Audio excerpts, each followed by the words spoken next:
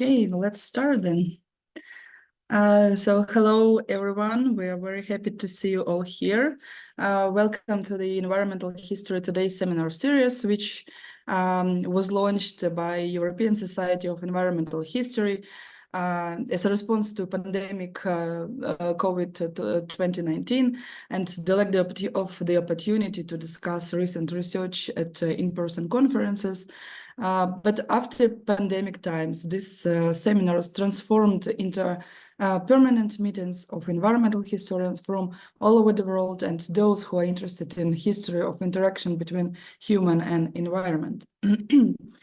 This year, Environmental History Today seminar series aim to demonstrate recent achievements in environmental history of different regions.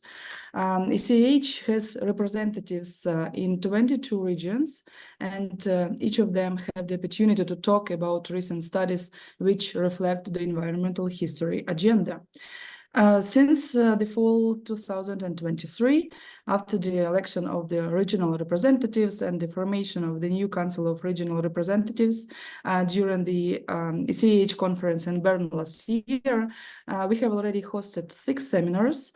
The results of recent studies, presentations of newly published books, roundtable discussions were presented by Nordic region, Baltic states, Poland, Russia, Portugal, and Israel. Today's ESEH seminar is dedicated to the environmental history of Ukraine.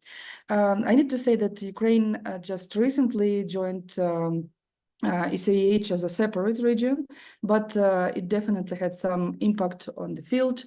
More and more scholars are interested in researching the environmental aspects of Ukrainian history, revealing different topics, regions, timescales, etc. So on the seminar today, we decided to pay attention on the growing field in the world, as well as in Ukraine. That is river history. And the topic of our today's discussion is Narrating Ukrainian Rivers, New Perspectives of Environmental Research of Ukraine. So I would like, first of all, I would like to introduce our participants today with great pleasure. Oleksii Chebotariov, Irene Sywenky, and Natalia Khanenko-Friesen, who will contribute to the discussion of the environmental research of on Ukrainian rivers. So I would like to, I will start with some introduction and then pass the word to our presenters. So I would like to start from the quote from one of the iconic books on the river history, Rivers of Empire, where the author Donald Worcester indicated, to write history without putting any water in it is to leave out a large part of the story.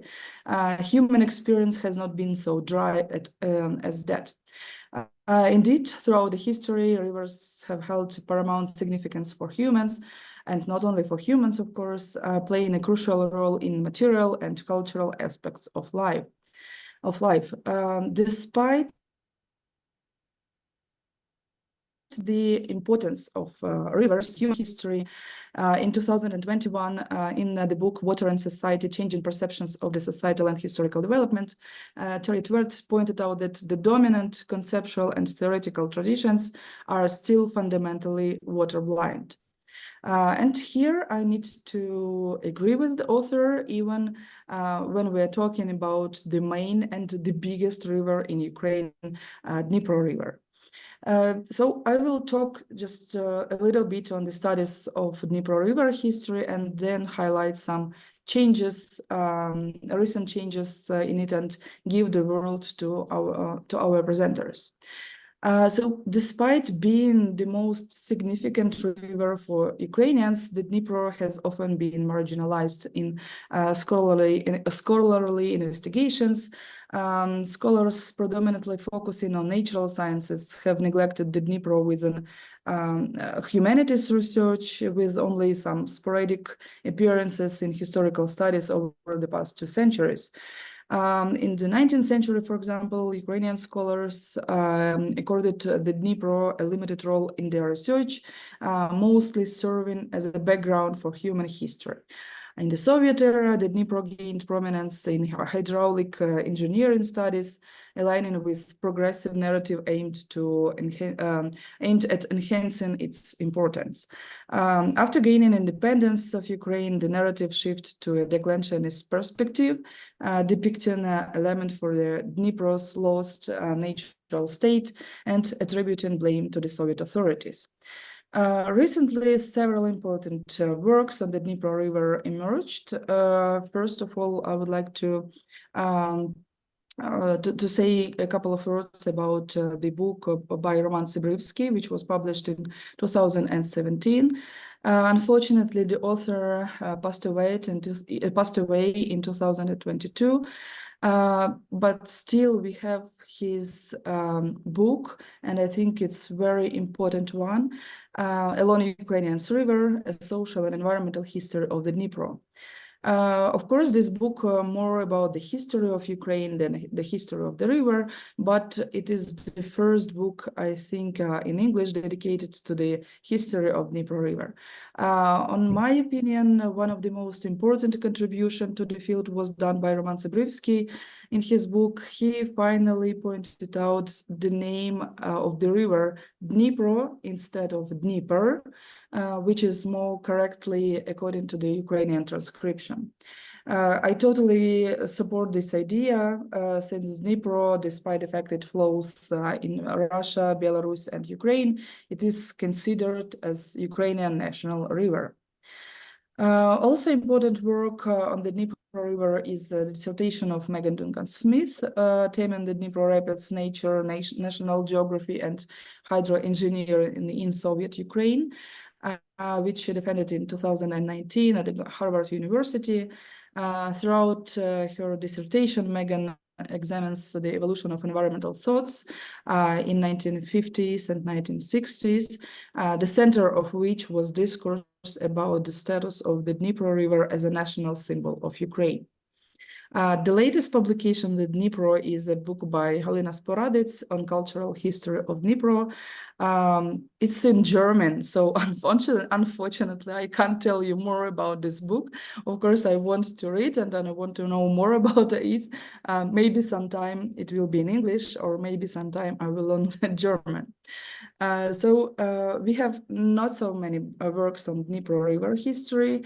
However, a lot was changed after the war started, and especially after the destruction of Kakhovka hydroelectric power station by Russian forces on June 6, 2023, that caused the most far-reaching environmental war crime since the full-scale invasion of Ukraine in 2022. So the destruction of the dam and as a result, the disappearance of Kakhovka reservoir has severely impacted not only humans and non-humans, plants and soils, etc., but also changed our field. And I'm even not talking about the articles in the media, the amount of which increased profoundly. By the way, the term ecocide, which was usually used in the media towards Kakhovka disaster in order to highlight the scale of war crime, according to the Google Trends, was used the most for the last 20 years in the world, exactly in the time after the destruction of Kakhovka Dam. So the similar effect we can see in the field of environmental history and environmental humanities. Conference papers, articles, seminars, and many other events were dedicated to the history and present of Dnipro River and Kakhovka hydroelectric power station in particular. So on the one hand, it's a good thing that finally Dnipro River and its history became an interesting and promising topic for many scholars. On my opinion, the most popular topic became the history of previous landscape before construction of Kakhovka reservoir, I mean Dnipro wetlands, sorry, which were flooded by the waters of created reservoir in 1950s. These wetlands played not only important economic role for the local population, but also historical and cultural. I won't go into details today. I talked about that a lot previously. I just wanted to highlight that since this significant for Ukrainians and cultural meaning wetlands now got a chance to be naturally restored, because no one will rebuild the reservoir during the war or in the nearest future, it attracted huge attention from scholars. And it means that next years we will have some valuable studies on Dnipro River, Kakhovka hydroelectric power station, Kakhovka reservoir, the Dnipro wetlands, past and present. But on the other hand, I have some concerns on such attention, especially from the non-Ukrainian scholars. The thing is that Ukrainian scholars in the majority got rid of the some kind of colonial legacy, or in other words, decolonized their studies on Ukraine. But we cannot say the same about non-Ukrainian scholars. I think that there is still a Russo-centric model which was formed in the 20th century of presenting an environmental history of the river and environmental history of Ukraine as a whole. Soon after the destruction of Kakhovka Reservoir, several articles on its history were published abroad in English for the broad academic and non-academic audience, mainly by the specialists in Soviet and Russian history. Of course, we need to celebrate publishing cases from environmental history of Ukraine, but it contain a lot of inaccuracies and generalizations. I give you just one example. One of the authors suggested that during the construction of Kakhovka hydroelectric power station, Gulag prisoners' labor was used, not having any sources to confirm that. So this suggestion was built on the idea that many other hydroelectric power stations in the Soviet Union used it. So here the researcher made some generalizations without checking with Ukrainian sources, or at least Ukrainian literature, and a lot of similar suggestions were made based on the general patterns in Soviet history. So for me, this example is one more confirmation that environmental history of Ukraine needs to be decolonized. I know that all of us are quite tired of this term regarding Ukrainian studies lately, but in order to get rid of such inaccuracies and generalizations, we need to challenge the legacy of colonialism in the study of Ukraine and environment, to empower local voices and to promote a more inclusive and equitable approach to the subject. So we need to look at Ukrainian environmental history not from the lenses of the Russian Empire or the Soviet Union, and then we'll get some new stories in environmental history. So actually, this was one of the reasons why we decided to create Environment and History, which we called our Environmental History of Ukraine research group, which we created together with Oleksii Chebotariov and Yulia Malitska. And this year we organized the conference in Sofia, Bulgaria, to unpack this new environmental history of Ukraine. So to sum up, on my opinion now, when the number of studies on Dnipro River history is increasing, we need to develop some comprehensive perspective on the history of the Dnipro River, aiming to showcase its multi-faced history, break free from existing stereotypes, and counteract the Russia-centric biases imposed by the Western Academy. So I think that our presenters today will make a lot to achieve this goal. And with great pleasure, I will pass the word to Oleksii. Oleksii, the floor is yours. And please, maybe a couple of words about yourself. Just introduce yourself. Thank you. Yes, hello, thank you. Good evening to participants from Europe, and good morning to our North American colleagues. I'm Oleksii Chebotariov. I'm a senior research fellow at the Department of Eastern European History at the University of Vienna, and I'm currently a visiting researcher at the Climate, Environment, and Energy Research Group at the University of Oslo. And first of all, I would like to thank you, Anna, for organizing this event and for putting us together as panelists. I believe these kinds of interdisciplinary discussions are very important for the development of emerging fields. Since we are kind of starting the Ukrainian environmental history from scratch, we should have more talks like this one. Of course, the conversation should happen not only between scholars working on Ukraine, but most crucially, not only people from the humanities. I was invited to this roundtable because my current project is about the history of border rivers in East Central Europe. In particularly, I'm working with the rivers Bruge. And I will tell you a few words about my project, and then since it was suggested as a roundtable, I won't share much of cases or findings from my research, but would rather focus on a couple of theoretical notes that are relevant not only for cases I study, but generally to river history. So in my project, I consider border rivers as historicized nature. I'm writing kind of biographies of border rivers, which include phenomenon of intervenence of transient borders, surrounding populations, and rivers itself.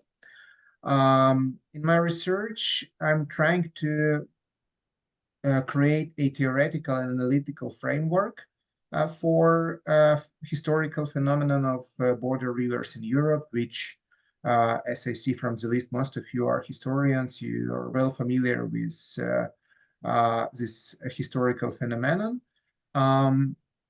But also I'm looking at the border rivers as natural, considering border rivers as natural resources, spaces of power, interaction, productivity. I'm looking at the cases when rivers are affected by border population and by powers that are controlling these borders, but also, of course, these processes intervene. I'm really working hard to find as much as possible cases when we see how how river shape interethnic relations of these transborder communities. To be honest, with such a small cases as Bruges is, it's not always easy to find historical sources with environmental data, but yeah, it's how it is. And this kind of approach is, I believe, very beneficial because in my research, even it's, of course, very much connected to political history, and border history is always very politicized, very dependent on central authorities. It doesn't matter, we are talking about imperial, Soviet authorities or authorities of national states around the Bruges or other border rivers in this region. But still, I'm trying to kind of avoid this dominant national and state focus perspective that we see everywhere in the field, and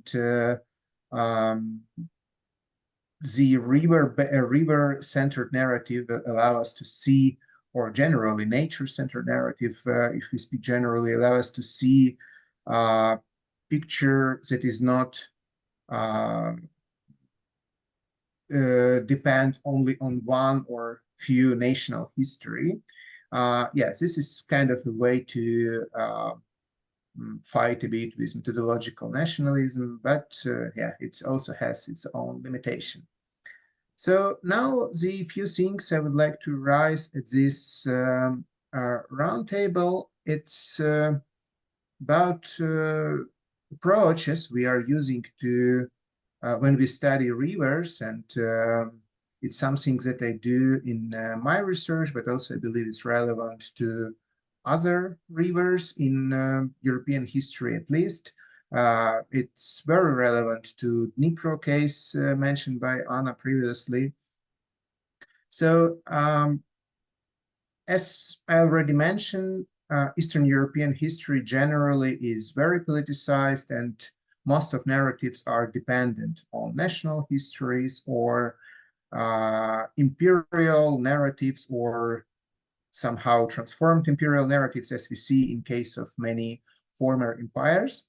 And here, rivers provide us, environmental history generally provide us very nice opportunity to go beyond and consider time beyond political periodizations. Of course, here I would like to refer well-known Kozelek works on multiple times of human history and national history, and that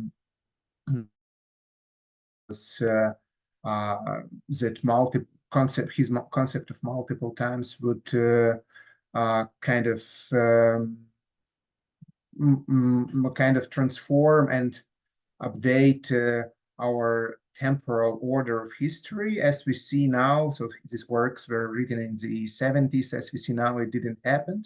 And still, we are talking about that as a perspective, but we have quite a lot of good studies now. One of them I would like to notice is Helga Jortheim, who is by criticizing and revising Kozelek, trying to implement his work to natural history. And I believe these theoretical debates are very productive for Ukrainian history. And here I'm talking not only about overcoming national or state-based periodizations, but also about reconsidering time from non-human perspective. And now I would bring an example to make sure you are following me. So the river Zbruch is a very small river, not significant in any industrial transportation or other cases. It's not never was navigable, but still border status of this river allow us to kind of track river timeline, or this river time life. And what we can clearly see is that river history does not depend on political history, on historical events around it. Of course, if we have clear penetration on the river, like building a dam, as it happened on Zbruch in 1930s for Satanivska HES, or when we have military transformation of the river, as for example, Russian army used the river in the World War I. Of course, in these cases, we see this entanglement of political and natural events. But if we look at more kind of routine history, we see that, for example, for the river and for river beds, very important is seasonality. Here, of course, I mean the floods in in early and mid spring, and dry periods of year when river course is becoming smaller, water level is lower, and of course it's affecting all the human nature relations in this region.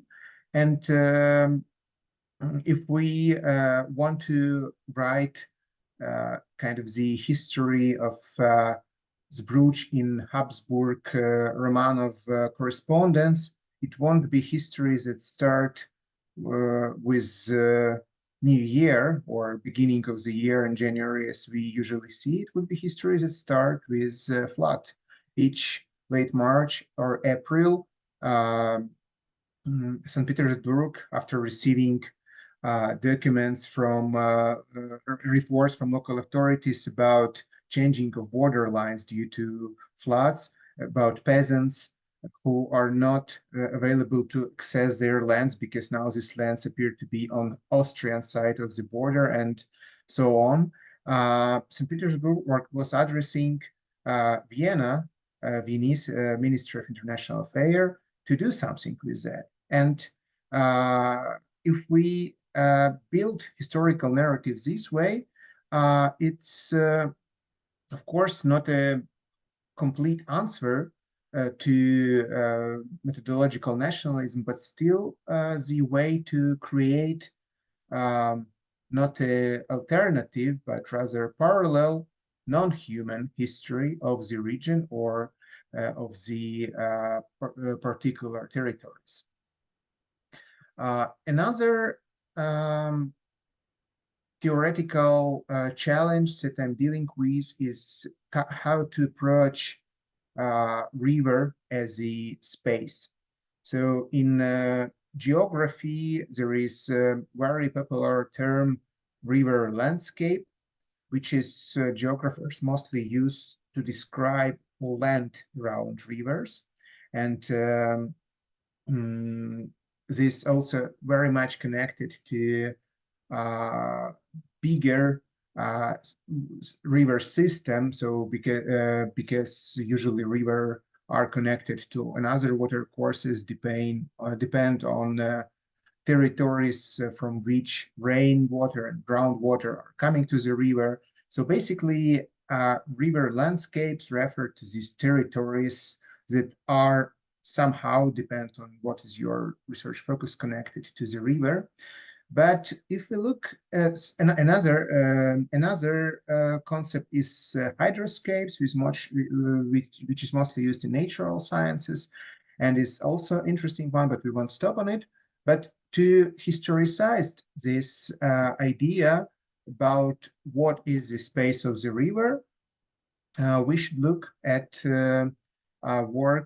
works in the environmental history, but also broader in humanities. And I'm a big fan of Australian environmental history group that is dealing with Australian wetlands, and they are promoting very much concept of fluid terrains.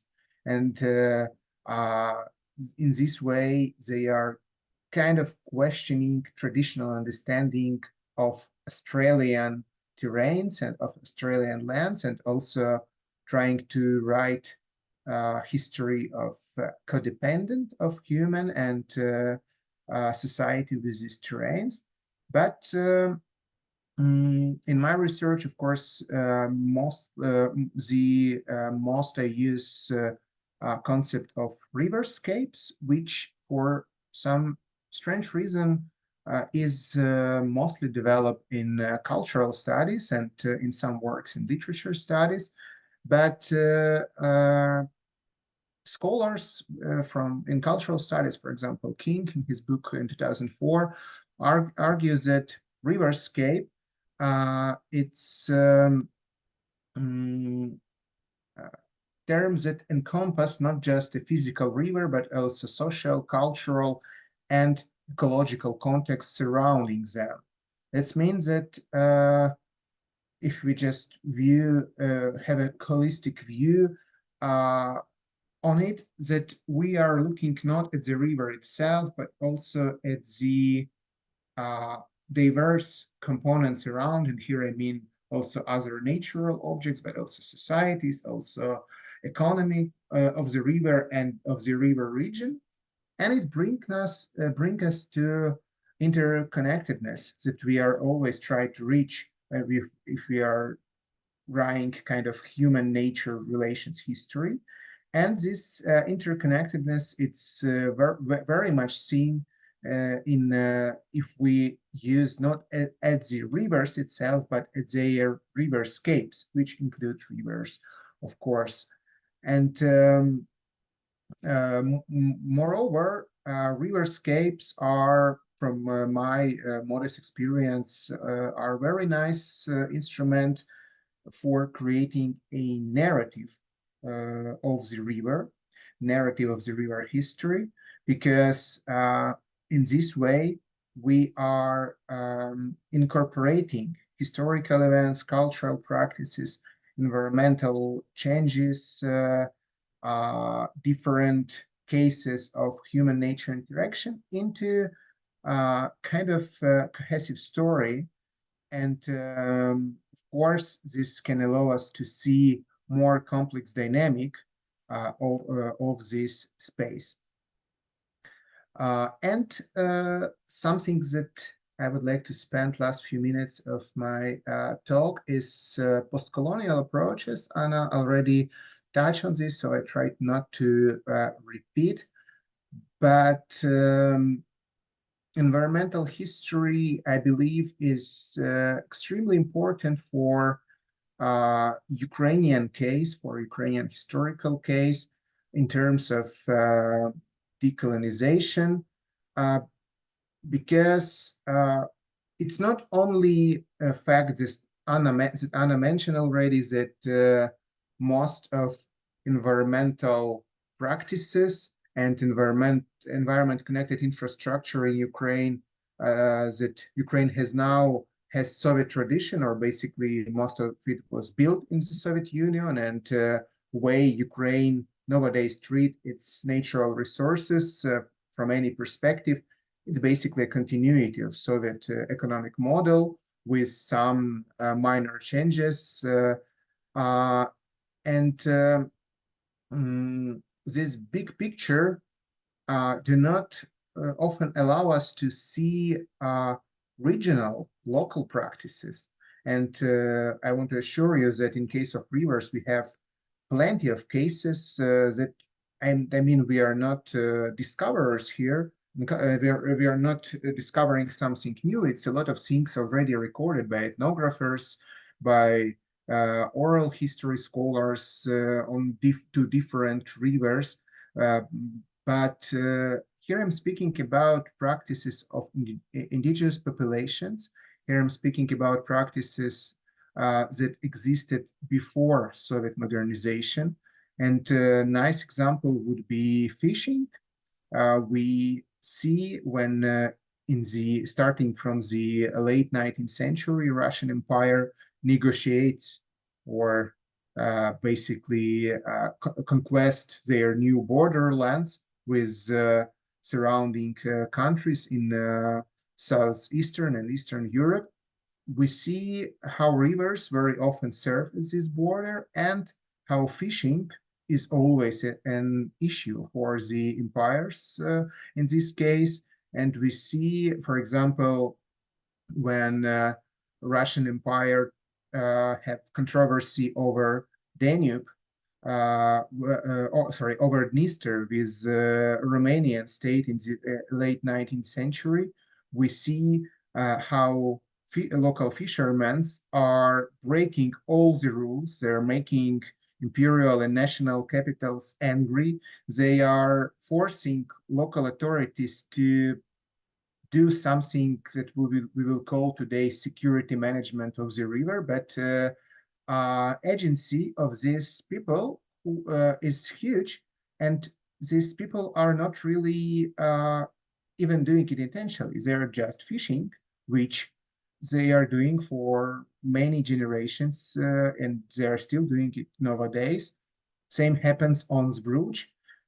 Fisherman is kind of not the biggest ally of Soviet modernization, because local population cannot understand or what does it mean that they cannot use a river for fishing.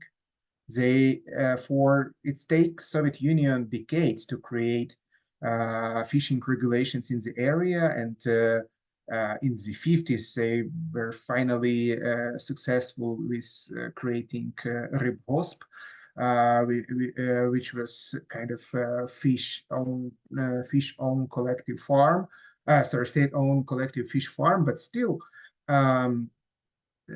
these local practices, they are invisible if we are looking from colonial, but also from imperial center lands. And rivers are very nice space to decolonize imperial narratives, because but maybe not only imperial, also nationalistic one, but here we are talking about imperial, because rivers were very often used, as you know, not only for territorial claims, but also for justifying of territorial myths, so that this land, this state or this nation goes from this river to another, and it's a practice that were used by many nations in early 20th century, but also by many imperial centers a bit earlier, when they see rivers as kind of frontiers. But if we look at the rivers itself, and if we look at the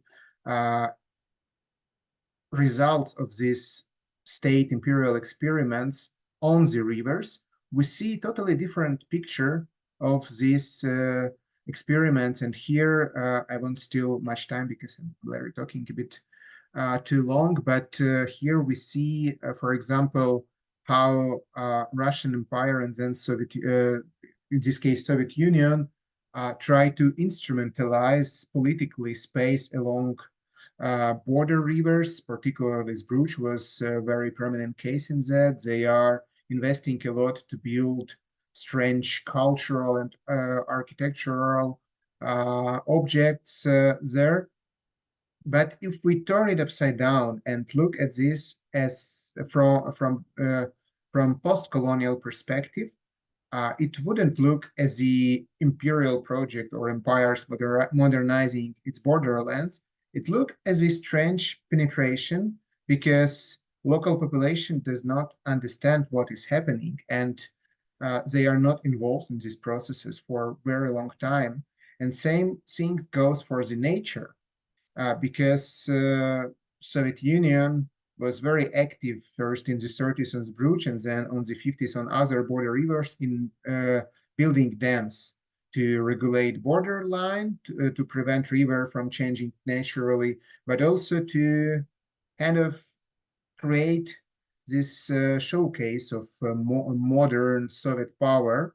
And if we look from natural perspective, and even from energy studies perspective, these hydropower stations, these dams, does not make any sense, and they are basically destroying this nature or changing it unavoidably.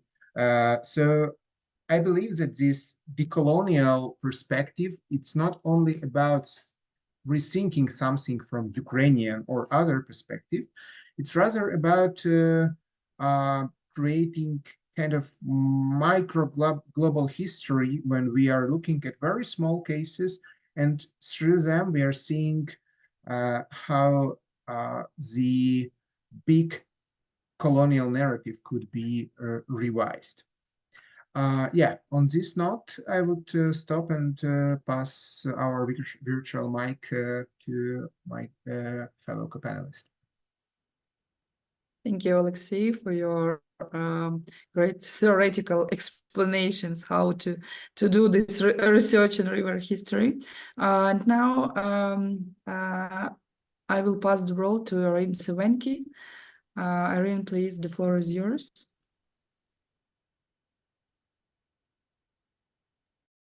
Turn on the microphone, please. Okay, you think by now, right? No, thank you. Okay, I will actually be the one using a few slides because I have some visual materials. So I am going to start with sharing the screen with you before I start talking. Let me see if there we go. Okay, you can see it, right? So just to echo, sorry, I'm trying to get into my other thing. To echo Oleksii's words, I would like to thank Anna for organizing this roundtable, this panel. I think it's really good to bring together scholars, right, of similar interests, and to build these research networks. So a few words of self-introduction. I'm an associate professor in the Department of Modern Languages and Cultural Studies at the University of Alberta. And I would like to start probably with clarifying my disciplinary positionality. I'm not a historian and I'm not an environmental scientist, but a scholar of culture, more specifically literature and visual arts. And so my primary interest in my current funded research is how various artistic practices represent current environmental issues, how these works of art engage with history and the past, and how they engage with their audiences on various levels, political, informational, educational, and also affective levels. While the scientific studies aiming at specialized audiences have made significant contributions to our understanding of the urgency of environmental concerns in the region, translating these findings into more accessible forms of knowledge is key to raising public awareness. And so environmental issues are inherently connected to the issues of politics and culture and cultural forms of expression, including literature, arts, and digital media should be seen as a form of public witnessing and in some case activism in the age of the Anthropocene. Public awareness in a variety of forms is particularly important in the context of post-socialist societies where political and economic issues have historically taken precedence over ecological and environmental concerns. Interestingly, this has not been the case in Ukraine, especially with the start of the first stage of Russia's invasion, and especially with the full-scale beginning of the full-scale war. It is probably this ongoing war that has further brought into focus the fragility and precarity of the natural world and the high-stakes geopolitical interests underpinning the control of natural resources. So while I will be drawing on a particular, or some examples, or maybe one particular example, to continue with Anna's and Oleksii's talks, I would like also to say a few words about the methodological and theoretical issues.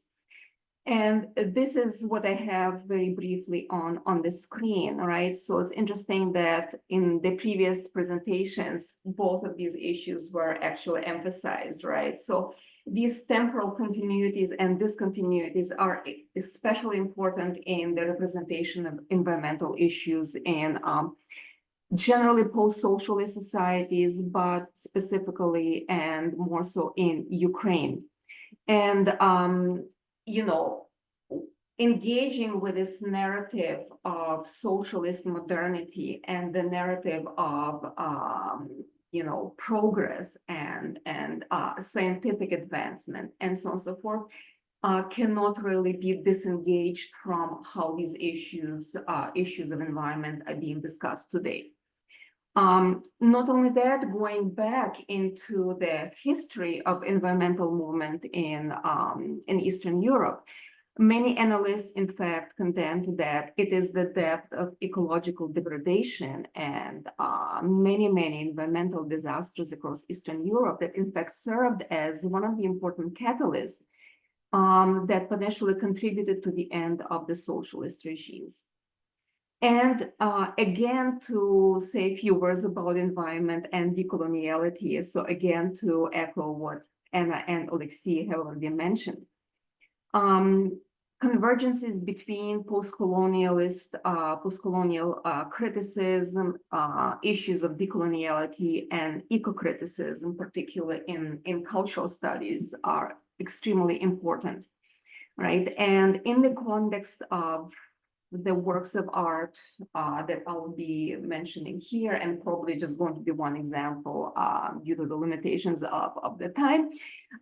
These connections are really crucial, and what becomes important in how these artistic practices emphasize the urgency of environmental concerns. It is about delinking historically enforced consciousness and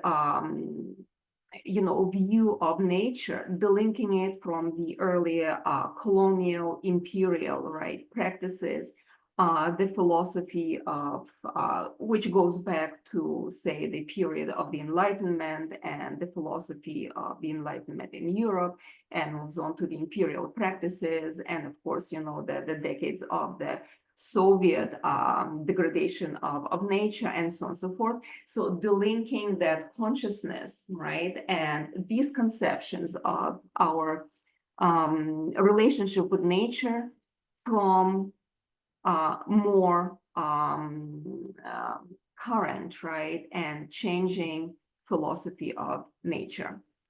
And just paying attention to time and looking at what else I was going to say in terms of theoretical context.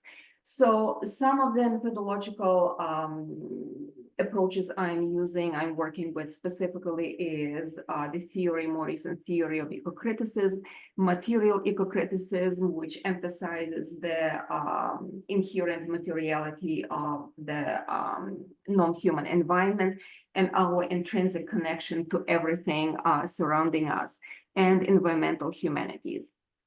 And I will be specifically commenting about examples from documentary film in Ukraine, which again, interestingly, it is during the last decade or so that we are witnessing a real increase in the production of these environmental films, which are very important because they are screened in international festivals, right? They are discussed in, among various environmental groups. They receive quite a bit of publicity. And so they can be seen as a form of, public environmentalism, of activism, and of reshaping of that, consciousness, environmental consciousness that had historically been shaped by the decades of the Soviet approaches to nature. And to move on to an example that I'm probably going to focus on today is a very recent film, and it's a very interesting film, and I highly encourage you to have a look at it if you ever have a chance. It's a 2022 film by a prominent director, Ukrainian director, Oleksii Sywenky, which is entitled in Ukrainian "Ikožna Rička," in English, "Cry My River." It presents a very interesting example of that kind of political engagement that I mentioned just a few minutes ago, that engages Soviet history, that goes back to the decades of malpractice, regarding many key rivers in Ukraine. It's a very comprehensive look at various river systems in Ukraine without focusing on one particular river. And it is a very intimate conversation with the viewer. And this particular narrative perspective is highly effective and effective, engaging with the viewer's emotions, memories, looking back at their, generations of grandparents, parents, and their own current experiences with these bodies of water. So just, for you to quickly look at this is from the director's statement about the film. Interestingly, the director was pregnant at the time, and as she was thinking about this, life that she was going to give, right, in a short period of time, made her understand the sense of loss. And another theoretical concept here, which gained currency in the recent maybe 10 years or so, is the concept of ecological grief, which became a legitimate critical term, right? It is the way we engage with the loss, the irreversible loss of the environment, and how we grieve our own changing positionality, right, within that nature. So the director is talking about the loss of her own river. So it is about the Oster River she grew up on when it was irreversibly polluted and is currently, according to the director, is disappearing. But also, as she is promising the viewers, she is going to tell us about all of our rivers, right? The rivers that perhaps we grew up with, that we know from various contexts, from various, cultural contexts, historical contexts, and so on and so forth. And the strategy that the director is employing here is highly effective because not only she is engaging with the history of the environmental degradation, right, when we're talking about these rivers, but she is also appealing to us as potential active agents in changing, right, changing our conception of nature and changing our relationship with the natural environment. So she talks about rivers as essential part of human existence. Again, to go back to some of the points that Oleksii has made, that rivers are an inherent part of our civilization. They served as a means of transportation, connection, communication for millennia. They served as source of water and sustenance. They are inseparable from our history. However, as they are giving us, the question is what we are giving back to them. And one interesting aspect, not just of this film, but also of other documentary films on this topic and a broader range of artistic works, is that we are seeing here the beginnings of this attitude of post-anthropocentrism, right, where human agents are being removed from the scene. Well, she is still talking about human interference, obviously. However, it is the rivers that are the true stars of this narrative.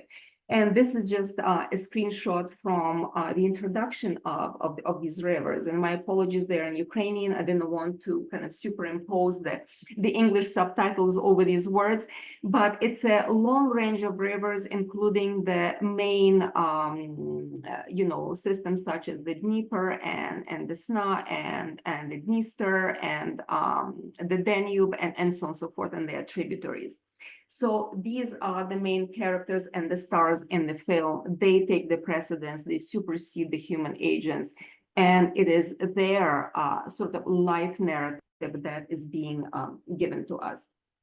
And I probably can say a lot more, but just to start wrapping up my talk, and I have a few examples of just gorgeous aerial photography that the director is using in this film. Which is also juxtaposed with some sides of extreme pollution, right? Extreme environmental degradation. And another important aspect that I wanted, again, on the theoretical level, that I wanted to introduce here is the context of witnessing, right?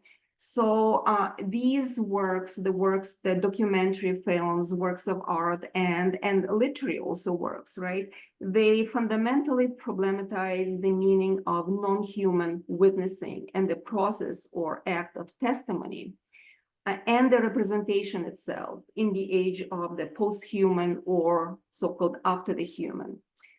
Something that has been receiving an increasingly more prominent discussion in terms of its broader theoretical, philosophical, and ethical-political implications.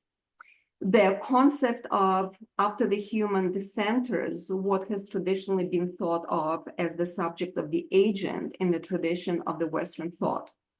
And as some scholars contend, Richardson and Zolkas, for example, the concept can also, quote, imply the difficulties involved in negotiating a non-anthropocentric orientation in testimonial production and reception, recognizing inorganic reality or environment and non-human life forms as endowed with capacity to bear witness to history.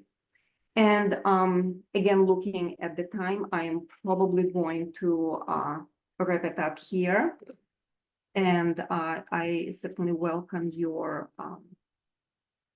your questions later on in our discussion. Thank you. Yeah, thank you so much, Irene. Today we have a lot of theoretical discussions on river history. Thank you for that. And now, Natalia, please, the floor is yours. Thank you so much. Anna, first of all, thank you for organizing this workshop and also of thinking creatively how we can put me among such esteemed colleagues and speakers steeped in the work of environmental history or humanities. I, as a disclaimer, am not an environmental historian. I'm not an historian.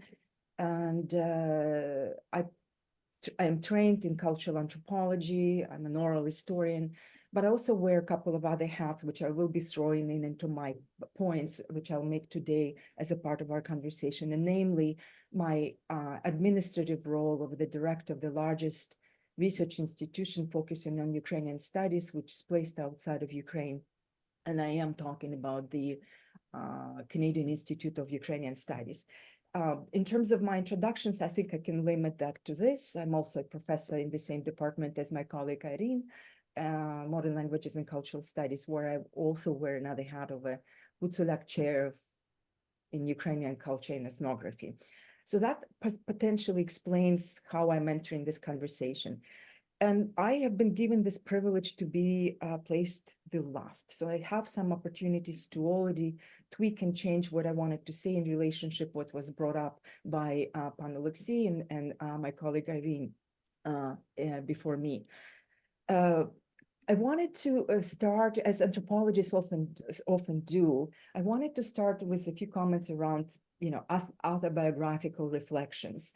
And I'm not doing this to highlight my own case as who I am, but rather as bringing an example of a foci, which is of interest to me when it comes down to so-called Dnieper studies, which I'm trying to work on and put my mind to, so to speak.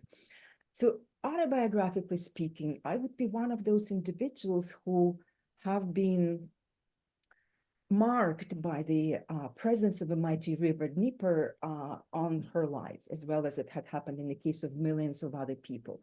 I'm a Kievite or I'm a Dniprovian. So if I would switch my lenses and I'll put in a river-centric approach towards that, I would claim myself to be a Dniprovian. And once I was preparing for this conversation today, in fact, I've realized how strong this identity has been as a part of my own life. I grew up on the banks of the Dnieper River. River has long grown into me and long had become part of who I am. The left bank, the right bank. I lived on the left bank. I was living on the right bank. I've commuted, of course, daily throughout my childhood and youth because I was raised in Kiev. And that sort of geography, personal geography, had certainly made an impact on me as a person who eventually grew very much attached to the river itself. And as I say, I'm bringing it up not as an example of who I am as a person, but rather to illustrate that there's a strong relationship for so many between the rivers as such and people's identities. And that's ultimately what I wanted to be focusing on a little bit in my reflections. So I, like many others, have been marked by the presence of Dnieper in my life. I've seen a share of life supported by Dnieper. I've seen a share of death generated by river as well. And I've seen swollen rivers, the artificial seas as Kyiv Sea and all others, which are, of course, by the Soviets were named so romantically the seas, you know, the Kakhovka Sea, the Kyiv Sea. And these were experiences which marked me as a person altogether. But I also wanted to reflect, now moving on some other timelines which were already reflected and brought up in the conversation today. Oleksii and Irene have been referencing the timeframes of some larger historical periods, such as imperial developments or socialism as timeframes which have affected the evolution and the formation and life of the Dnieper River in the context of Soviet Union and Soviet Ukraine. But as someone who has taught anthropology 111 for a long period of time, I'd like to point out also to another time span, if you wish, important for our conversation today. And that one concerns the history of human evolution, if I can say that. traditionally speaking, of course, we know, especially my esteemed colleagues in river studies know that so well, more than I myself probably, how so many cultures around the world, in fact, have been focused and have evolved around the identities based on the rivers that have run through their lives as well as through their territories. So that sort of a river-centric evolution of some cultures is present throughout human history, of course. But then with industrialization and with early modernism and so on and so forth, we've hit this new plane of evolution where Western discourse, scholarly discourse has taken over, and we have been all witnessing this transformation of scholarship, emphasizing the primacy of territory, of a primacy of importance of water, of waters being resources rather than maintaining that very important integral and cohesive, if you wish, relationship between a people and a water body, a water basin, a river basin as such. So of course, this is what we're nowadays deal with as especially you in the field of environmental history. So this sort of anthropologically speaking, that relationship between a people and a water body has been transformed at the weight of that Western scholarly or rather scientific discourse. And that sort of a secondary status and that instrumentalization of rivers muddies our view and prevents us from remembering the immense role water has played in human life for so long. And kudos to my colleagues in environmental history for undoing this for the rest of us who are not in the field. Water is so important to our survival and humans, and we obviously are witnessing that nowadays I believe with the new turn and with the new potentially paradigmatic shift in the scholarly discourse, which attempts to bring and reverse this emphasis, or rather this relationship between us as species, human species, and water as a sacral and spiritual, but also as, of course, physical resource of our own as humans. And rivers in times of industrialization, of course, became instruments, and we, in the name of oftentimes ill-defined progress. And of course, Dnipro is very much an example of that. But rivers do invite us to reconsider our understanding of how people may define themselves. And I've started my entry into this conversation by indeed pointing out, even to myself, that how much of a Dniprovian I am rather than maybe a Kievite once upon a time. So can water in today's times, a river, be a basis of people for people's identity? Can we see cultures as river-centric, again, as it has been the case in some other historical contexts? Is a river-centered cultural, regional, or even national identity? Obviously, this is something that probably had been tackled by so many colleagues in environmental history elsewhere outside of Ukraine. And certainly in Ukrainian context, we can revisit some of those experiences of our own. And in my particular case, autoethnographically speaking, I started my career as a professional ethnographer in the Museum of Folk Life and Folk Architecture in Pyrogovo near Kyiv. Some of you may know there. And I've been a member of the team working for the project and on Srednya Dnipryanshchina, right? The middle Dnieper region, which is of course covering so much of the territory of Ukraine, centering on the upper floor, or rather upper river basin of Dnipro as such.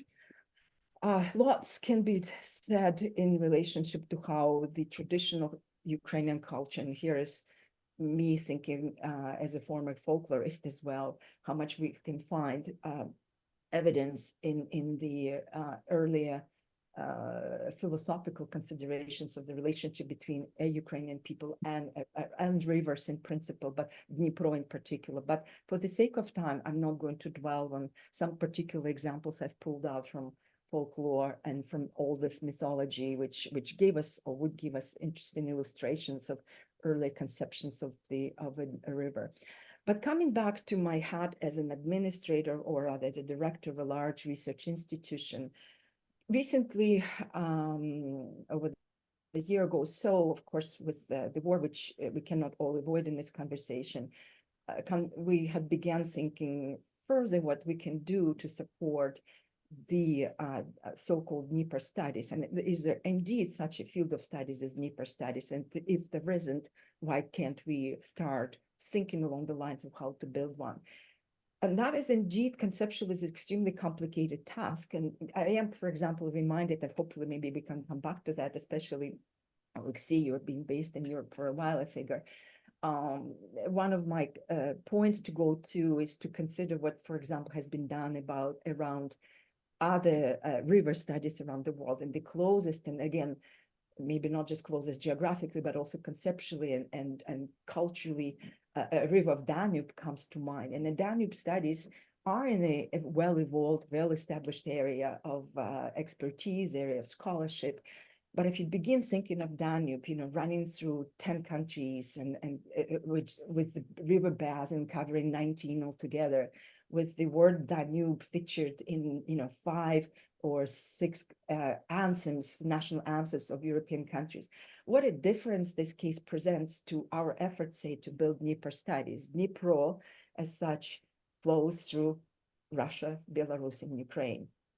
And that is definitely not a river which is claimed and is part of a bigger pan-European imagination of its importance to so many cultures. We have such a different historical context altogether to work with if we want to start moving forward towards this idea of Dnieper studies, how we will do that, right, politically. And I guess, Oleksii, you were indeed bringing some parallels between the where are my notes here? Well, between the political histories and political borders and the lives of rivers, seeing and seeking different perspectives and different trajectories and narratives describing rivers' positionality in political histories of nations, right? So Ukrainian case of Dnieper is complex and complicated. So ultimately, how we will do that and what we will do it is a big question to all of you, my dear colleagues. Although we are at the Canadian Institute of Ukrainian Studies are interested in pursuing this topic, and in particular, Anna and myself have been working on some conceptualizations around that. We won't be able to move forward without broader scholarship and broader participation as well. But I'll say a few words about what we have been doing and what we have been working on. Lucky us, we do have some endowed funding, which allows us to support creatively some initiatives focusing on different enough projects which have been pursued in Ukraine. And in particular, we have such a funding from Roman Bukovsky, focusing on the sustained development of Ukraine, which over the last couple of years, I, together with my colleagues, decided to direct towards the research focusing on Dnieper. We right now have a team in Kherson, in the city of Kherson, hydrobiologists documenting and researching the sediments of the Dnipro River after the recession of the waters from the Kakhovka disaster or Kakhovka's reservoir drainage.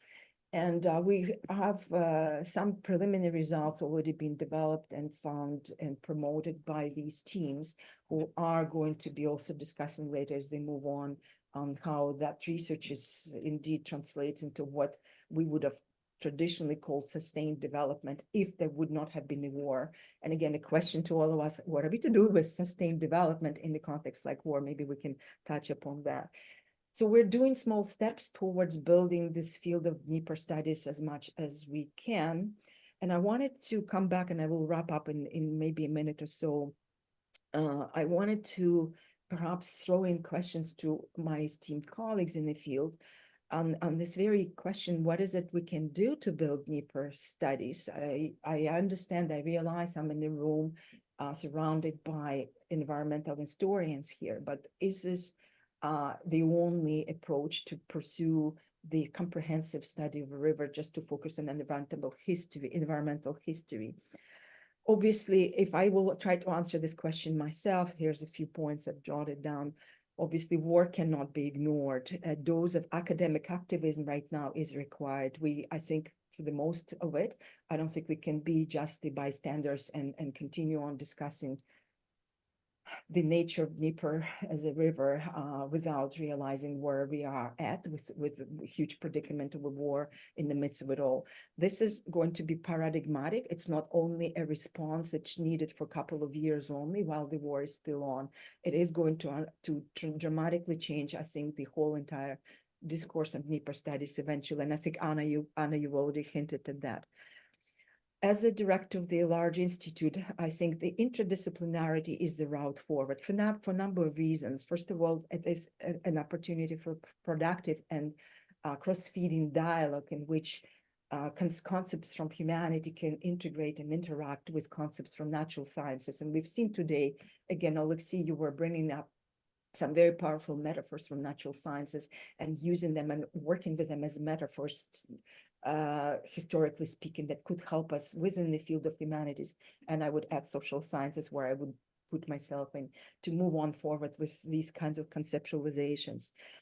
I've already pointed out that I have a complete, not complete, but I have a puzzled mind around this idea of sustained development when we're facing the situation on the ground as such, what to do with it currently. Secondly, we have already, my dear colleagues, you've already spoken about, not secondly, I think it's number 3 or 4, absolutely rightly, the idea of decolonization has been brought up. And I was absolutely pleased to hear, Oleksii, you referencing Australian scholarship, which I imagine is also quite deeply rooted in the indigenous traditions of Australian content, because Australians are well known for in humanities and social sciences in particular for very strong bridges and integration of indigenous discourses into what would have been a Western scholarly discourse around certain issues and identity. And I do speak of this as someone familiar enough with oral history scholarship of Australian make. That brings me back to this idea of not just simply decolonization that we might want to explore and go deeper with, this, no matter how overused this word is these days is, but working together and learning from the indigenous studies. Environmental indigenous studies is another interesting route forward, and Canadian perspective can give us a lot of interesting conceptual material to work with. Again, I'm not well steeped in this discourse yet, but having worked already on the project of rehabilitation of Dnieper in Ukraine, or trying to think through how can we build it up. We are working with indigenous environmentalist practitioners here who have their focus on transborder rivers, Columbia River, for example, in British Columbia or in the United States, and some other bodies of water in Canada, and who can teach us tremendously how we can work as decolonizers of discourse and Dnieper studies in Europe in particular. So indigenization is another important angle here. And for this interdisciplinary field of Dnieper studies, we cannot go forward without environmental historians. So thank you for being out there and doing the groundwork for us. Obviously, crisis anthropology, or peace studies would come to mind, because I've already pointed out that I think at this breaking point in Ukraine, at least at 2 breaking points where we are attempting to return to this. Well, I don't know how it will be effective for now because of the war, but overall we are attempting to re-embrace this relationship between rivers, not as instruments, but as living bodies, and the people, perhaps borrowing from indigenous environmental studies. But also the war is going to change so dramatically that old discourse which we're working on. And importantly, again, an anthropologist in me and the bureaucrat in me is like, where we will find resources for this all, right? So how can we move forward? What kind of resources, literally dollars, monies we can rely on to go forward with such an important field of studies? And that is, to me, the answer is interdisciplinarity. We're working with not just simply with historians and social sciences and humanities, but also actually with natural sciences, also with international funding agencies, whose focus may primarily be directed at rehabilitation, at climate change, and so on and so forth. And that's ultimately actually very interesting. If we look at Ukraine, Ukraine is currently in the, I think it's already wrapped up its deliberations on the implementation of Dnieper River Basin Management Plan, which is a framework document developed in Ukraine in the complete compliance and response to the European framework strategies for development of river basins around the continent. And this particular plan is designed for the next 5 years, and that does include as a very important component to it as an emphasis on education and scholarship and historical discourse. So there's, if you think, and I'm asking this very question of resources, so if we think about where to go for the resources, that's the fifth component of these largest, strategic initiatives which are supported by funding. So somehow we probably should just take a piece of that somehow and work with that. I will stop at that, and thank you so much for letting me be part of this conversation. Thank you so much, Natalia. Okay, so now we have still a little bit of time to have some questions. So please, if you have any questions, you can just turn on the microphone and speak to us, or you can just write down in the chat. If you have any questions on river history, Ukrainian river history, or some specific questions to our presenters. Okay, while our audience is thinking, I just wanted to say that, in my opinion, it was a good idea to invite scholars from all different disciplines. I mean, history, anthropology, oral history, cultural studies. In that way, we can see how exactly different perspectives and different theoretical frames allow us to see the river is as a center of the narrative, the river as a historical agent who has its own agency, and how we can put all of these different histories of the river and how we can use different theoretical frames to write an environmental history or environmental research of the Ukrainian rivers. Okay, maybe presenters, if you have questions to each other. I think, Natalia, you, yeah, please. Yeah, I didn't even turn my mic off. Thank you so much. And I'm cutting in front of Tanya Richardson, but I'd like to ask Oleksii, since I've already grabbed the floor. I really appreciated hearing you out on the relationship you were pointing out between the people's history and rivers history. That was, because I'm not in the field, that was a bit revelationary for me, to a degree that I intuitively felt there is this indeed need to separate the two, but I wanted to thank you for that.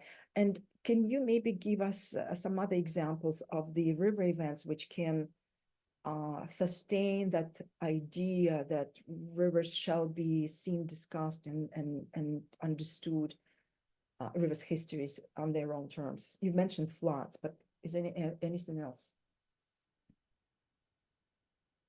Yeah, thank you. Yeah, it's actually you're referring now to quite a big challenge among environmental historians, and there is debates for several decades about natural agency in history, and nowadays many scholars are trying to claim that they are doing non-human perspectives in history. And of course, with a lot of natural objects, but particularly watercourses, we can see how natural changes affect the surrounding populations and states.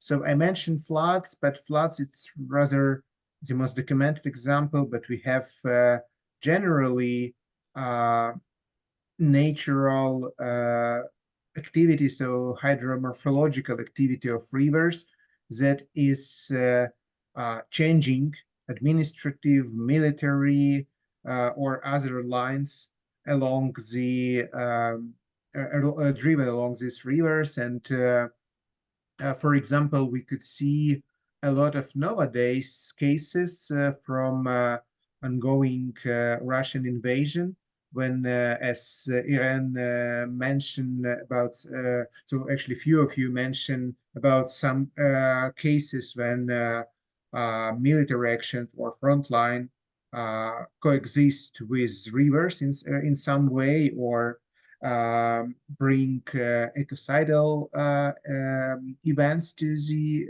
river basins. But also, if we look from military perspective, and it's not something nowadays, but it's something that we could see from the World War I and then World War II, and still now that many military operations that are in the river areas, they are planned and executed due to natural seasons, not to some logistic or military plans, but of course taking that in mind, but due to the natural seasons. And here we could see, here we can mention current battle for lower Dnipro in the Kherson area. We very easily could trace how intensity of military actions in Kherson regions depend on season, because it's all is affected by, first of all, water level, and especially in case of lower Dnipro, when we have so many small islands in the river. So for the autumn, winter part of year, it's becoming kind of battlefield, and then water level again rised, and this area became more or less silent in terms of direct contacts. But we also could see other things, especially in case of border, because it's very well seen in terms of illegal or informal activities through the borders, because in case of rivers, we have quite a unique opportunity for people to cross rivers illegally. And this means not only illegal migration, but also different kind of illegal economic activities, different everyday practices that indigenous populations not always want to be relied on border policy. And here we also comes to the here we also come to the situation that water creates. And in case of Soviet Polish history, it would be intensive way of illegal migration through the river in the dry seasons. In nowadays Ukraine, we know well mediatized events on River Tesa, when many men who are obliged for conscription are trying to escape Ukraine. We see how seasonal changes of the river also affect this movement. And yeah, I could go on, but I see that we have some questions from the audience, so I stop here. Thank you, Oleksii. Thank you, Natalia, for the question. Tanya Richardson, please.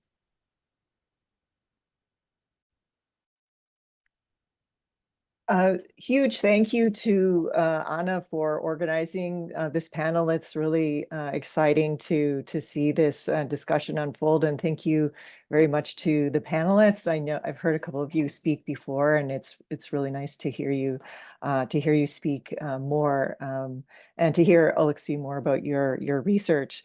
I had a couple of just sort of comments, and then a question to Irene. So actually, one was just a suggestion to Oleksii. I didn't hear in your discussion of sort of theorization, sort of the work that's done in anthropology, and there is quite a rich literature that's emerged on the anthropology of rivers in the last decade or so.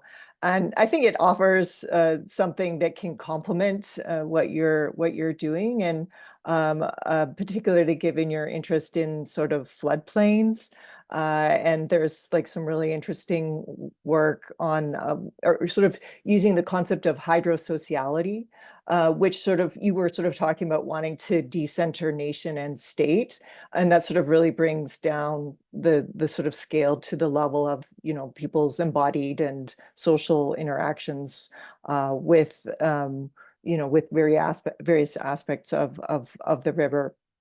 And there's also kind of work on kind of taking the notion of the amphibious, right, to sort of thinking about those sort of trying to break down that the binary of land water, right, in those really interesting zones.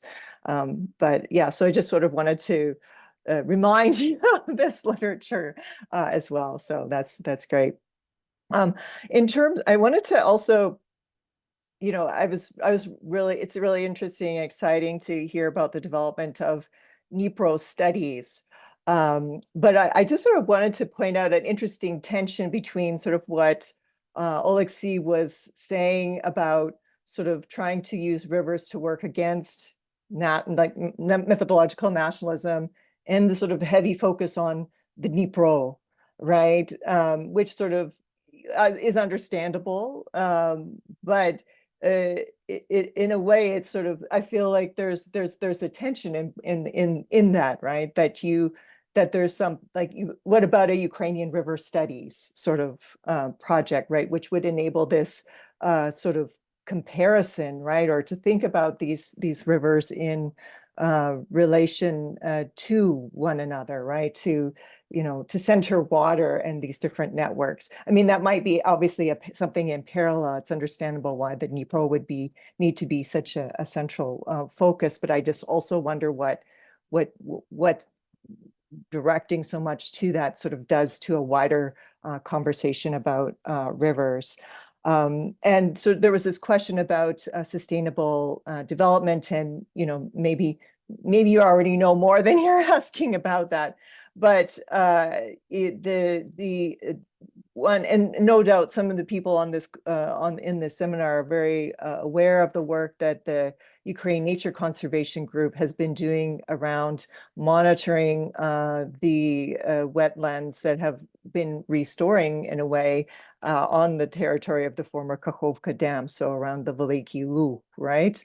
But also to sort of point out the deeply political already nature of that, and that it's, you know, there are quite strong debates already, and they're not necessarily given a place to debate, right? The people who are in support of, and it's not just the hydrologists who work for you know, the water management system, but, you know, people downstream in Kherson region who would like to see the irrigation system rebuilt, right? And those who are more for this a very different kind of energy system. So just to sort of point out that there are this, you know, how do we manage this debate? What role is there for actually facilitating a societal discussion under, you know, this moment of, you know, waging war, right? And that there are limits to doing that. And then I guess I just have one final question to Irene. I was really interested that you pulled up that film, or you used that film as an illustration. And I wanted to ask you, as a visual culture scholar, about the sort of the camera work and the use of the air of drones and aerial footage in the film, because I found that it was very drone centric. Very obviously there are some sort of on the ground scenes in there, but for me, I found it a little bit alienating, actually. You know, I've done some work on on the Danube, right? And that's sort of it's very different when you're on the ground there.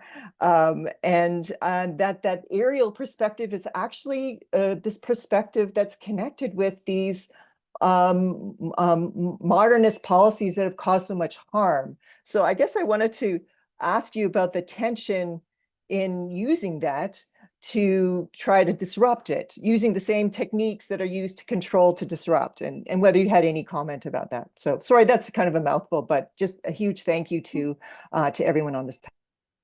Thank you, Tanya, so much. I think if you want to respond, please, in that order, Oleksii, Natalia, and Irene. Yeah, thank you. I actually don't have much to respond because it was rather a comment to me and questions to others. Yes, thank you. It's a very nice note on anthropological studies and other fields, of course. Yeah, there are a lot of approaches, and I should confess that social sciences are much richer than history in terms of finding these approaches for my research, and yeah, definitely I'll take a look on it. But on your question about methodological nationalism and kind of controversy between this huge focus on the great Ukrainian river Dnipro and smaller rivers, I would agree in terms of historiography that, of course, all of the river books, or a few of them about Ukraine, they are on Dnipro, and most of scientific literature generally. It's not always driven by some kind of scholarly nationalism or national bias.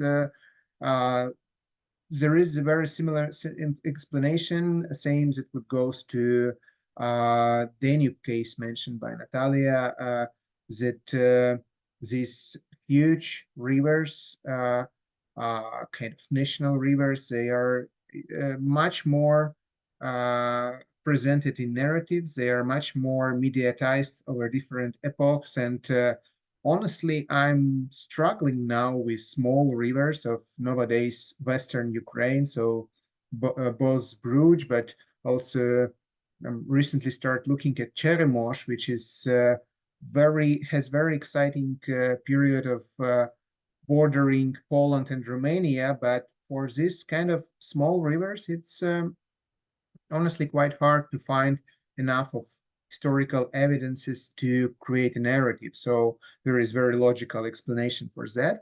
But also, if we look, for example, at Chebotariov's work that Anna mentioned, it's kind of supporting your argument that in this case, scholarship with some environmental angle do not it goes in line with methodological nationalism, because, for example, for Chebotariov, it's fine that it is Ukrainian river, and it's he's even playing with this part of basin in Russia and Belarus that it's kind of not existing in terms of his narratives and historical importances of the river.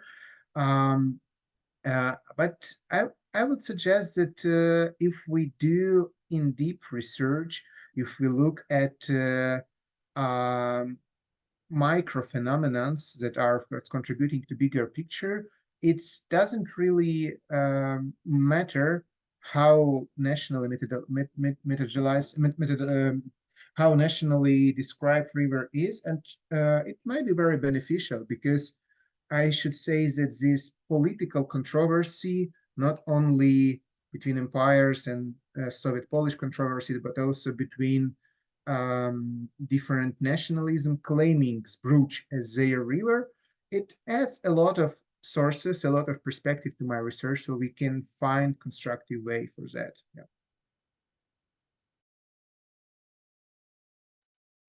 Thank you, Oleksii. Natalia? I think, Tanya, I will take a few of your comments as questions to myself. I'm not sure you were directly referring to me. But thank you for bringing up these very important questions. And I'd like to go back to this idea of nationalizing the discourse, which you brought up. You know, rivers may have their own history separate from human histories, but those histories are actualized in the eyes of people living in the basin and on the banks of the river. And comparing and contrasting yet again the Danube and Dnipro itself, we are presented with this amazing challenge, or amusing, whichever the adjective we want to choose here, in which Dnipro is literally cutting across the entire nation of Ukraine in terms of country, and that brings us back to that idea of ownership, right? Which can be further discussed and deconstructed, whether it needs to be a national kind of ownership, or maybe the one which is entitling the civic nation of Ukraine participating in that. So that's a separate conversation. I wanted also to bring up efforts of Ukrainians to undo this in 2000s. There was in 2000s, and maybe at the beginning, at the end of the 1990s, and throughout the 2000s, there was a 10-year project run in Ukraine on trans-border Dnieper project, which mostly was focusing on natural sciences and applications and management, but also there was discourse, scholarly discourse accompanying that as well. And transborder, of course, signaled to that very simple fact that, as I've mentioned, the river begins in Russia, flows through Belarus, and then it comes to Ukraine. Now, in the context of 2024, where with the situation, which is obviously very political and affects us all together in terms of how we can work forward there. And yes, Kakhovka Dam and how political it is now in terms of what needs to happen, and how these kinds of undertaking of preservation groups you've referenced, of which I'm aware, as well as conservation groups rather, as well as scholars who are currently trying to measure the impact and figure out the effects of what had happened on the millions of hectares of our agricultural land and supply of water to all the neighboring community. It's there. To be honest, being here in Canada, we're far away. I don't know whether I can, well, first of all, I'm not a specialist, but I'd say Canadians might not need to contribute to this discussion because they're far away. So this, I would probably leave it at that. But thank you so much. I just want to say one thing. I guess one thing that I was thinking with the comparison is that, for example, for me, when I found Anna's work, it was hugely revelatory for me, right? To sort of think about the Plavny in the Dnipro and the Plavny in the Danube, and to understand, to think across rivers in Ukraine, not necessarily kind of compare Russia and Ukraine. So I just wanted to sort of say that's where that question came from, the possibility of understanding sort of common river milieus and the significance of river milieus for Ukrainians, not just along one river, but many rivers, and the commonality and what we can learn from thinking about Ukrainian rivers in comparison with each other, including when they're international ones like the Danube. Right. But also, that politicization which is going on the ground of Ukraine is a unique opportunity for us as scholars to, in fact, reflect on it as anthropologists, historians, on the discourse and the tensions which are emerging right now, right? Like that's like how we can contribute to this, I think. But anyways, I'm looking forward to talking more about all these things with you once later. Thank you. Thank you, Natalia. Tanya, Irene, please. Thank you, Tanya, so much for your comments and questions, and good to see you. Anyway, I was really fascinated by your comment on the technique that is used by the director, right? So there's drone footage, which is used, you're absolutely right, it's used really extensively in the film.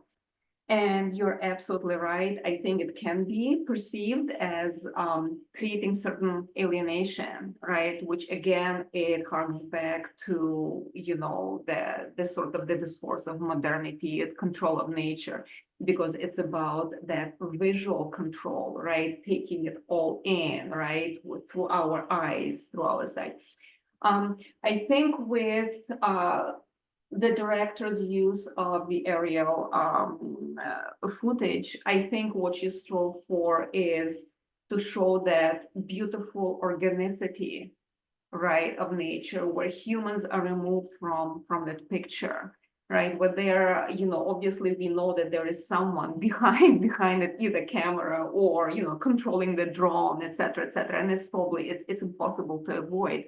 But ultimately, it is about this living organism that is separate from us, that is superseding us, right? And its beauty and its persistence and its, amazing survival against all the odds. So I think there are probably some ways to counter-interpret that, right?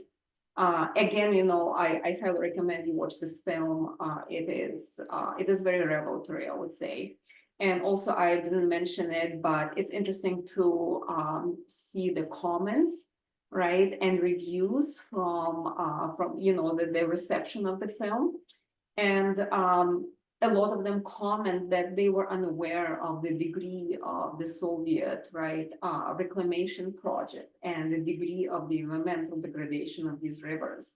So even these aerial views that show, for example, before and after, right, or they show the kind of scarring of the water surface, scarring of the earth. It's very effective, right? Effective and effective. So it's an important strategy. But yeah, thank you for your comment. Thank you so much. And I think the last question would be from Yulia Maletska in chat. For all speakers, when you speak about indigenous knowledge of environmental river history of Ukraine, what peoples, communities do you have in mind? What does indigenous mean in the multi-layered historical context of Ukraine? Do you have some ideas? I think it was me bringing indigenous people to conversation, but probably also others mentioned. So in my research, indigenous population means border river communities before that were formed before major disasters of 20th century and first of all Holocaust and Second World War, which sharply changed and harmonized this population. And when I'm referring to their knowledge, it's in Ukrainian case would be probably the most the most examples of that we could find when new Soviet regime in the 20s and early 30s is trying to establish its state planned economic practices on different rivers and in general in nature. We have this very interesting, not very well documented clash between how people who live in the on these lands understood their relations with nature, their varied practices connected to nature, and how new states kind of force them to change these traditions. So in my research, in this case, I refer to practice of indigenous, yes. Thank you, Oleksii. Natalia, do you want to add something? Very quickly, thank you so much for your question. It helps us to clarify a little bit what we stand on when it comes to using this particular term. And in my case, I have put the word indigenous next to the word studies. So indigenous studies is something that I've been referring to and suggesting us to go and explore a little bit more, because within the field of indigenous studies, within the field of indigenous environmental studies, there's particularly unique discourse which is juxtaposed to what we would normally understand as a Western-driven discussions rooted in the rationale and in instrumentalized Western scientific tradition. And that's how I have entered this conversation. I was not specifically referring to any populations near the rivers which we've discussed as indigenous ones, but it was very good to hear what Oleksii was saying. And I think there's a huge value in finding out how these two conversations can actually benefit from each other. And I'm looking forward actually to doing that at some point. Thank you. Thank you. Irene, do you want to add? I'll be careful about it because I do not necessarily work with indigenous material, but I would say that more generally speaking, indigenous epistemologies may be of relevance here, right? Meaning that there are other ways of knowing and understanding and relating to nature than the Western, right, normative meta discourses, meta narratives that we are so deeply ingrained in, right? And these indigenous epistemologies are probably a very useful kind of methodological tool for us to embrace. I'm going to stop here. Yeah, thank you so much. Okay, I think we should stop here now because we have already have 20 more minutes than we planned. Thank you all very much for your deep thoughts and for your theoretical thoughts about the theoretical frames. How can we research? How can we study Ukrainian rivers? And how can we put Ukrainian rivers in the center of the narrative? So thank you so much, dear audience, dear guests, to come to our seminar. I would like to invite you to the next seminars of European Society of Environmental History. It will be on June 6th, if I remember correctly, and it will be dedicated to the environmental history of German-speaking countries. So please join our seminars, and thank you so much again for joining today to learn more about environmental history of Ukrainian rivers.